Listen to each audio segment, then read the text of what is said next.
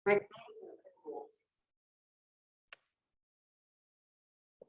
Baik, Assalamualaikum warahmatullahi wabarakatuh. Kali ini saya akan memaparkan sebuah materi mengenai kelembagaan masyarakat maritim. Pertama-tama, perkenalkan, nama saya Muhammad Edi Gunawan dengan NIM D101211034. Adapun pokok pembahasan kali ini yaitu mengenai kelembagaan tradisional. Ada 4 materi. Yang pertama, ekonomi, kemudian di bidang kekerabatan, kemudian ada agama dan politik.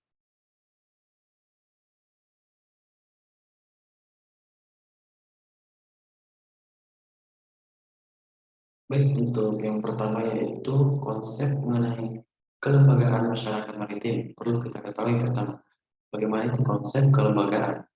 Konsep kelembagaan disamakan dengan peranata, banyak digunakan dalam studi sosiologi. Pengertiannya sama dengan institusi atau institution. Jadi, pengertian dari kelembagaan adalah suatu sistem sosial yang melakukan usaha untuk mencapai tujuan tertentu, yang memfokuskan pada perilaku dengan nilai, norma, dan aturan yang mengikutinya, serta memiliki bentuk dan ada aktivitas tempat berlangsungnya. Seperti yang saya sebutkan sebelumnya, ada 4 kelembagaan tradisional yang bertahan dalam kelompok dalam etnis di Indonesia. Tadi yaitu ekonomi, kekerabatan, agama, dan politik.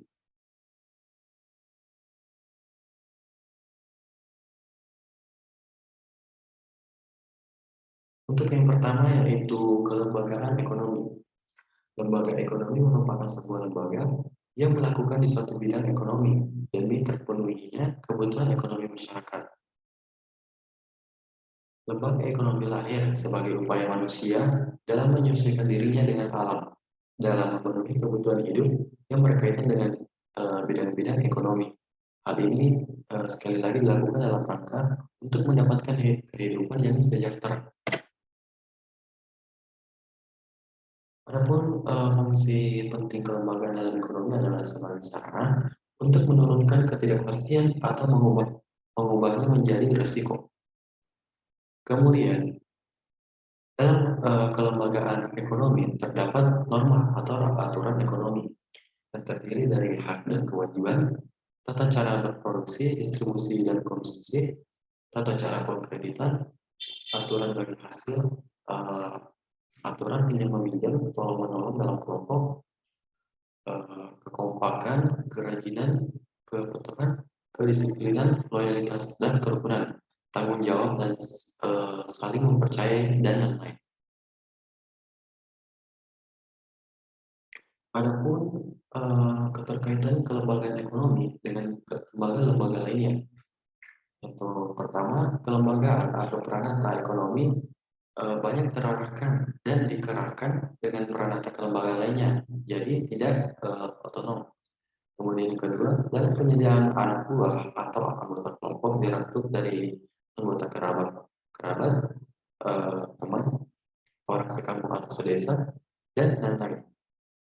Kemudian yang ketiga, diperlukan sistem kepemimpinan tradisional atau modern dalam pengelolaan aktivitas atau usaha ekonomi, nelayan atau pelayaran. Kemudian yang terakhir, keempat, sistem ekonomi atau produksi, distribusi, dan konsumsi banyak dipengaruhi oleh sistem keyakinan dan ritual keagamaan. Demikian halnya kepercayaan dan praktik ilmu gaib.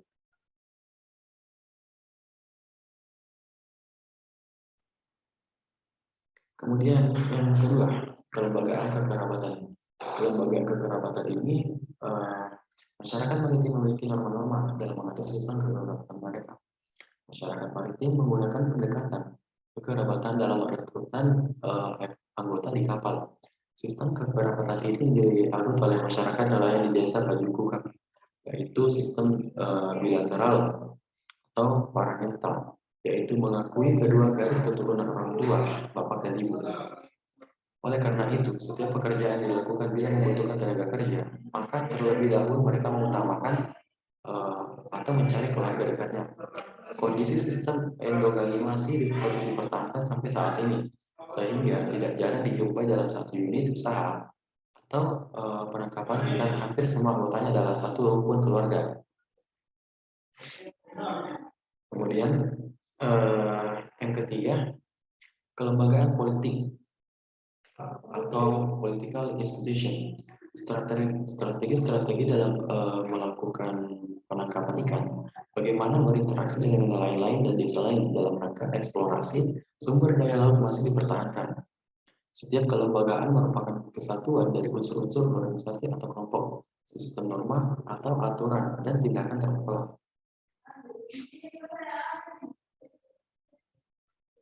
Kemudian yang terakhir yaitu kelembagaan agama.